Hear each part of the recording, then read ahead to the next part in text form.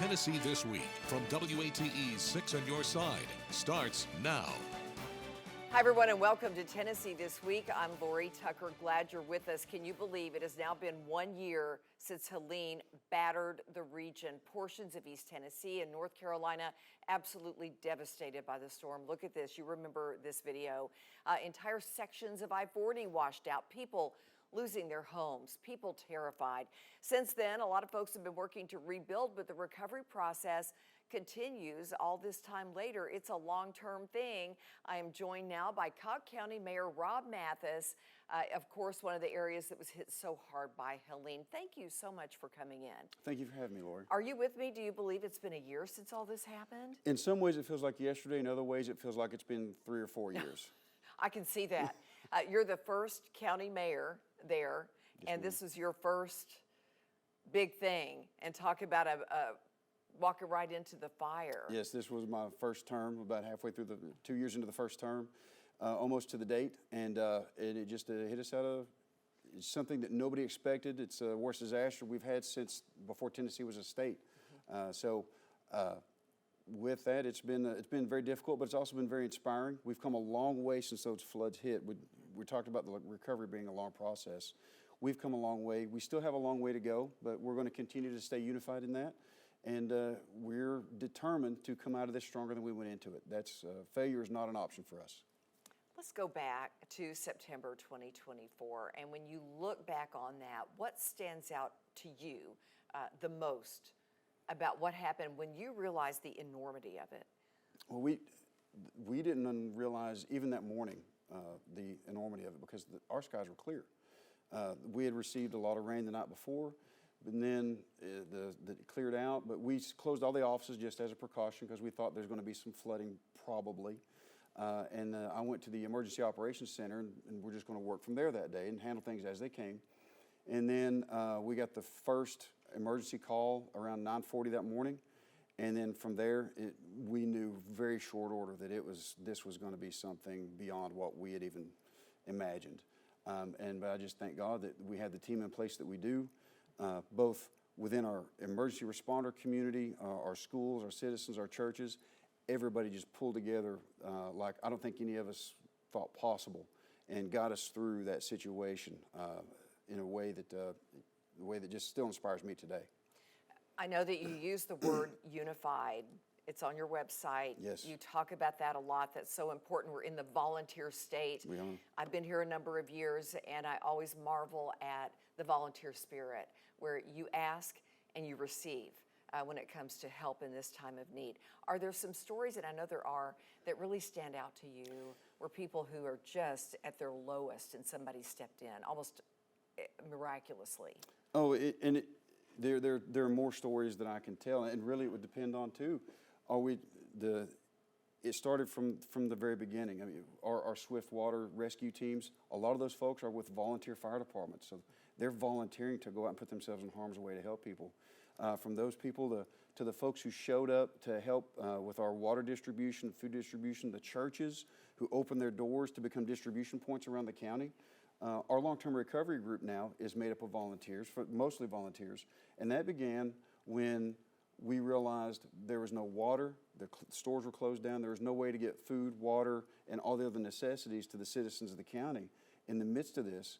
And so 2 ladies, 2 local teachers, one named Michelle Lane and another one named Julie Mason, and my wife Missy, who had come to help out volunteer at the Emergency Operations Center, sat down with a map and a phone trying to identify supply points around the county that we could distribute all these supplies to, and that has blossomed into the long-term recovery group, who is helping hundreds of citizens today on the ground in Cocke County.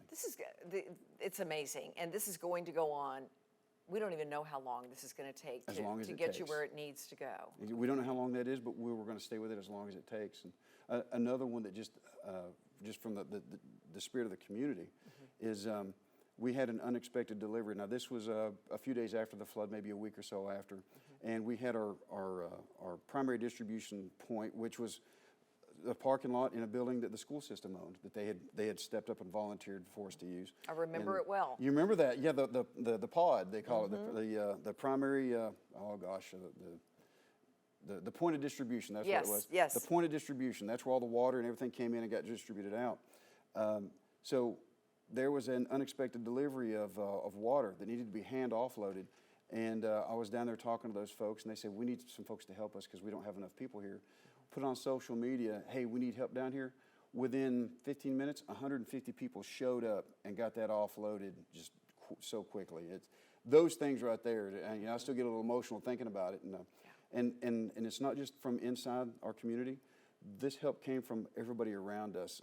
I got a text from former Mayor Mike Ragsdale, and I think this was a God thing that I even saw this message, because I received hundreds of phone calls, texts, emails. You couldn't keep up with the traffic. And again, that's my wife, Missy. That's one of the things that she did, is help to screen those incoming traffic. But I just happened to see the one from Mike Ragsdale, and he said, and this was the afternoon of the 27th when the floods had hit. He said, the Knox County Sheriff's Department has air assets that might be helpful. And at that point, we were trying to figure out how to get to citizens that were isolated and trapped. They weren't just isolated, they were trapped by water that was too fast for our swift water teams. We couldn't get to them by land or water. And so I called Glenn Jacobs, and he called the Knox County Sheriff, and within an hour we had helicopters en route, and they saved 20 people that day. I get emotional thinking about it, but they continued into the dark, and they saved 20 lives that day. And our daughter was also there at the Emergency Operations Center helping, volunteering, and she went outside to watch one of those helicopters land, and she came back with tears in her eyes. And she said, Dad, 5 people got off that chopper, and not one was, the oldest was 13. Oh my goodness. Yeah, and it was just story after story after story. The night of the 27th, we had a child this child was less than a year old, been separated from her mom. And the sheriff's deputies brought the child in, and then the mom had been at one of these shelters, and they were able to be reunited right there in front of all of us that night. And it's again, there are more stories, and these are just the ones that I saw. You multiply that by thousands across the county, and just looking at again, like you said, the unity, the strength, the perseverance, the resilience, all that came into play. Oh, all the emotions. Yes. That continue, really. These stories continue. And I have to ask you about this. Cocke County has received millions from the federal government, from FEMA. What are your concerns right now about long-term recovery? What has been handled? Because we know that President Trump has talked about phasing out FEMA. What still needs to be fixed or built back? We have millions in claims with FEMA. We haven't received anything yet. Nothing yet? No, ma'am. Okay. No, we've not received anything from the federal side yet. Do you think you will? We sure hope so. I don't know how we can. That's going to be a very heavy burden for us to bear if we don't. So how much do you need? Well, our total damages. Now, this is not counting homeowners. This is not counting private property. Total public infrastructure. $150 to $160 million total damages for Cocke County, and that includes the city of Newport and all that infrastructure, buildings, roads, everything all combined.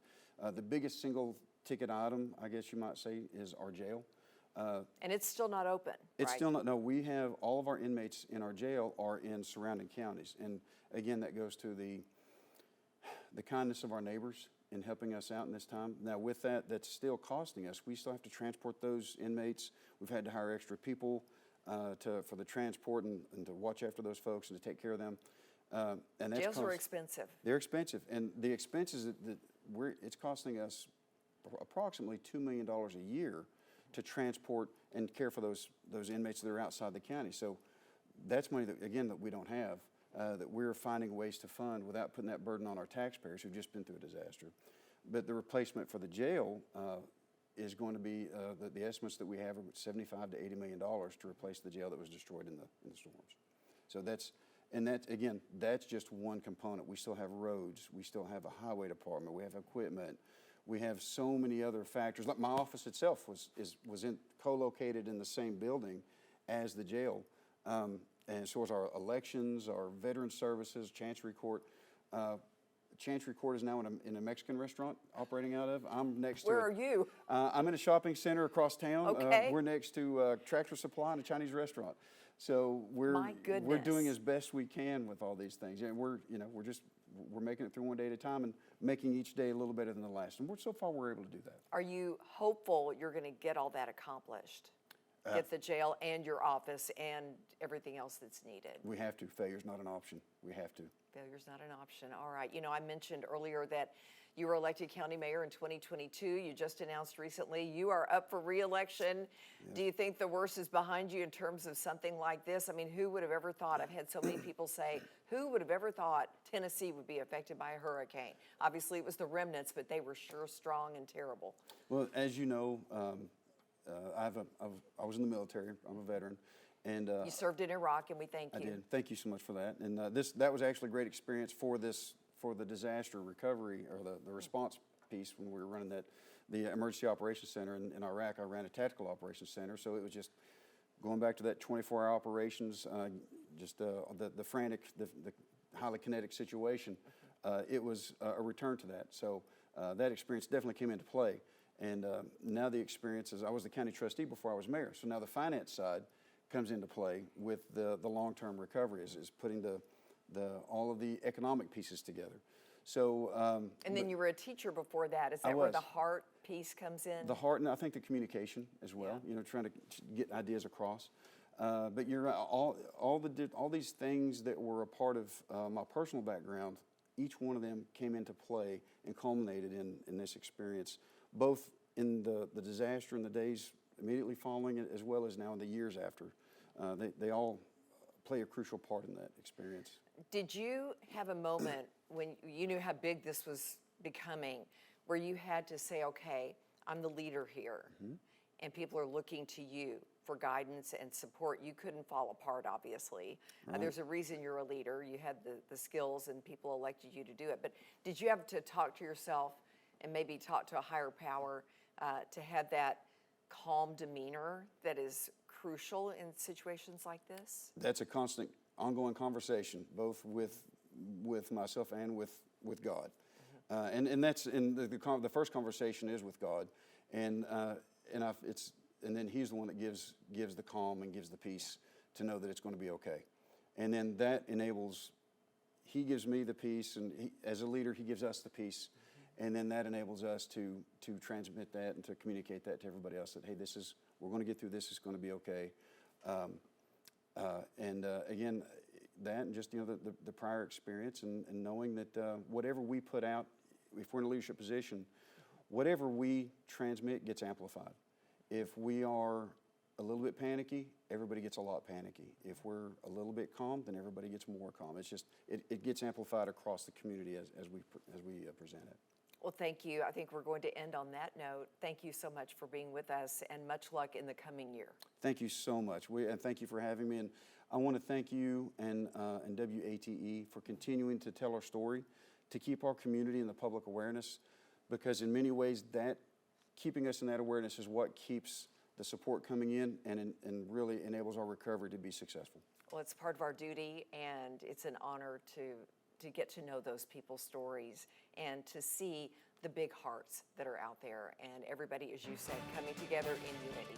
Thank you, Lord. Thanks again for being with us. All right, stay with us, everyone. We will be right back to talk with our pundits.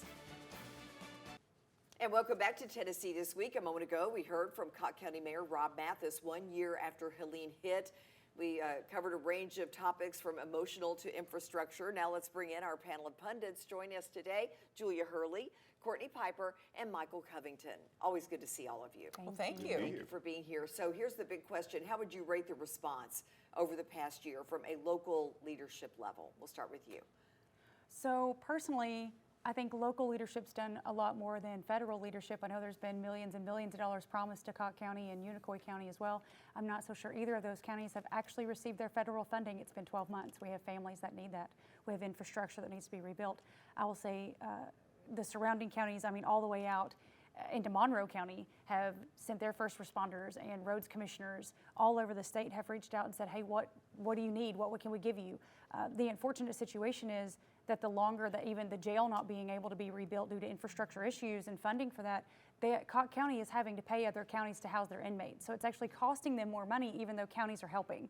So we really need that federal dollar to actually come through, and it's just an unfortunate situation, but the volunteer state pulls together. So I think that they are doing everything they can, but they need more. Courtney? Local leadership for sure gets an A. federal leadership, listening to the mayor of Cocke County talk about the amount of devastation that was in Cocke County immediately after Hurricane Helene and the amount of devastation that remains, it gave me chills. It gave me goosebumps. And I am shocked that the federal government has not been able to figure out how to support our neighbors and friends in East Tennessee, not only in Cocke County, but Unicoi County. What we experienced and what our neighbors experienced was absolute devastation from a natural disaster. And that's when we need the federal government to come in and support us. And I am shocked that Cocke County is still in this place that they are now and has not received a dollar of federal assistance. Michael? It's unfortunate. The federal government has failed in dealing with these natural disasters for several years. And localities have stepped up and done marvelous work. North Carolina has done marvelous work. Tennessee has done marvelous work. And I just enjoyed listening to the mayor of Cocke County talk about his life experiences and how they all came into play, his military life, his life as a teacher, and interacting with the students and the people. It's the people in these disasters that we lose sight of. We see the buildings, but we lose sight of the people. And one of the things that I've marveled at is in Tennessee, Tennesseans volunteer, Tennesseans step up. And so it's good to see school children from California helping school children in Cocke County to deal with this situation. Americans pull together when Americans need each other, and I'm really proud of that. Yeah, I really wanted to get the emotions from the mayor because that was such a big piece of what everybody was going through. And I do have to point out, too, getting back to the numbers, Cocke County Long-Term Recovery Group, that formed, I think, in November after all that happened. And they're a really strong group with good leadership from what we were able to see when we were there covering everything going on this year later. But they said, you know, individual families have gotten some federal money, about $14 million in all, 1,000 here, 1,000 there, but then you still have so many people living in campers with no permanent housing. You work in real estate. Yeah, what does that $1,000 say doesn't to buy a you? house, I'll tell you that. So, It'll get you by for a couple of weeks. Maybe, if you're lucky. Yeah. So it says to me that the federal government is just not focused on fixing it. I'm going to say what Michael said. It's not just been a few years natural disasters haven't been addressed by each president. It's been numerous presidents in a row where the ball has been dropped going all the way back to Louisiana's situation. And we have not been able to find a federal government since then elected that can take care of what needs to be taken care of when it needs to be handled. FEMA's here, yes, that's great. We appreciate that. That's part of it. But where's the rest of it? These people can't be homeless. We're back in winter. We're coming up on another storm. What's going to happen now? How can these people be expected to be contributory members of society living in a camper with 5 people and a pet? It can't be sustained long term. $1,000 here and there is not going to cut it. The volunteer spirit only goes so far. Right. It's not going to house people. It's not going to give them long-term support and stability. That is what the federal government is for when we have these natural disasters. I want to end with Michael here. I do have a problem with the fact that we have money to send all over the world. If Ukraine needs bombers or bullets or guns, we have them on the ready. If they need money, cash, we have it on the ready. Citizens devastated by a natural disaster and they're waiting on help from our federal government. It's just not working. I don't think it's a matter of the money isn't available. It's a matter of incompetence and inefficiency.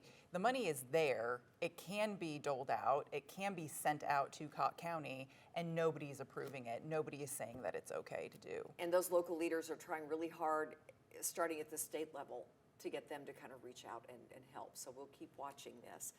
In the meantime, everyone, there is much more to come on Tennessee This Week. Stay with us. We are back in 90 seconds. Welcome back to Tennessee This Week. Glad you're with us. On Wednesday, the City of Knoxville and Emerald Youth Foundation revised plans for Chilhowie Park. The changes come with tighter protections on how the land can be used, doubling Emerald Youth's required use of the land from 20 years to 40. Another change is a restriction period for the property where the sports fields would be located, guaranteeing they would be used for recreational use forever instead of the original 20 years. Well, let's bring our panel of pundits back in. So what are your initial thoughts on the changes, and will they be enough to make people in the community a little bit happier? It's such a divisive issue, as we well know. Michael. Changes, not enough, but they'll be good to listen to, but they won't be enough. What would be enough? The changes that were made, it looks like it was a grand appeasement, but not one that's going to be of much substance. It's not going to change the minds of anyone that has a concern about the sale of public land. What would make people happy? If the complex was somewhere else, not Chilhowie Park. The issue is Chilhowie Park. What someone wants to put there, that's just not an issue. If it was, everyone would be thrilled about it because it is a marvelous appearing facility. But citizens don't want that parkland used for that purpose, no matter how wonderful that purpose is. Some people looking from the outside in may be saying, what is the big deal? Why is there so much uproar over this? Well, a lot of different things. You know, when the mayor responded with the city's plan, what it appeared to do is it did incorporate feedback from the community meeting. What I found curious is that if the goal was to appease or make happy the opposition, it did not seem to have that effect or neutralize, we could neutralize it. It seemed to enrage them and have them double down on their opposition. I will be very curious to see how the September 30th vote goes. Back to your original question, and you all can correct me if I'm wrong, my understanding, at least this is what my husband tells me, I rely on him to be the historian of Knoxville for me, that when Chilhowie Park first opened, it was not open to everybody. It was open for white people, and black people could only come on certain days, certain hours, certain times. And so there is a lot of attention and interest in this park because of its history. And having it truly be a public open space that everybody can enjoy all the time. Good point. Julia? Curiouser and curiouser, to say it. So it's not enough. I'm going to agree. I think going from 20 years to 40 years of what? We're still so confused as to what this is, and I feel like there's still something. If I'm being just openly direct about it, I'm wondering what's under the ground. Is there something under there that the rest of us have is there a gold mine under this? Like, what is happening right now? What reason could we possibly have not to just table this entire conversation until the entire slate of next elected officials comes in and start from scratch on this conversation and debate? I am so concerned that something else is happening that no one can see or find. Speaking of elected officials, we did catch up with Mayor Kincannon on Wednesday. Listen to what she had to say. We could have done a better job with a broader outreach. So I readily acknowledge that, and I'm glad that we've had this time to share more information with people and build a consensus over how we can move forward with serving our youth and having a wonderful Chilhowie Park. Courtney, we'll start with you. How did she do on that? Was that enough? Well, is it a spin? Is it trying to appease people? What was the purpose of that? Here's the thing. The city did a good job in re-engaging the community, getting their input, and updating those plans to reflect that input. But if there are people that simply, to Michael's point, do not want this at Chilhowie Park, absolutely nothing will appease them. Absolutely nothing will neutralize the opposition. Michael? Beeman Street in East Knoxville. Beeman Street is named for the gentleman who donated the land that is now Chilhowie Park. And that street still exists in East Knoxville. A descendant of that gentleman, Mr. Beeman, lives on Delrose. And that woman is adamant that that was never a consideration in the lore of their family as to how this land should be made available to the city, for the city to use for the citizens. There's a disconnect here. The more we find out, the more we realize that there's more we don't know that we need to know. And at the core of this is, initially, there were 9 functionaries, 9 city council persons charged with the responsibility of making this decision in 6 days. All right, Why we so will quick? keep following this. We're out of time. That's okay. I agree with that. Thank you. Okay. Absolutely. Yep. Thank you, everyone, for being with us. Have a great week. Thanks for joining us. The views of guests on Tennessee This Week are their own and do not represent the views of WATE 6 on your side or Nexstar Broadcasting.